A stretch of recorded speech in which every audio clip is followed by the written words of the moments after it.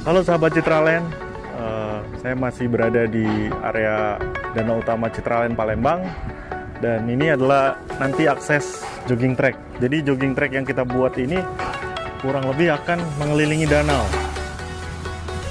sehingga nanti penghuni Citraland Palembang bisa berolahraga di minggu pagi. Ini bakal sangat ramai, olahraga bersama keluarga untuk keliling danau, sekedar lari-lari pagi atau jogging atau bersepeda. Dan kami sudah menanam banyak sekali pohon karena konsep dari Citraland ini adalah kawasan yang natural, alami, dan hijau. Beberapa pohon besar-besar sudah kita kali tanam, sehingga mungkin dalam waktu 1 tahun ke depan sudah menjadi kawasan yang rimbun dan area publik yang sangat menyenangkan untuk keluarga yang tinggal di Citraland Palembang.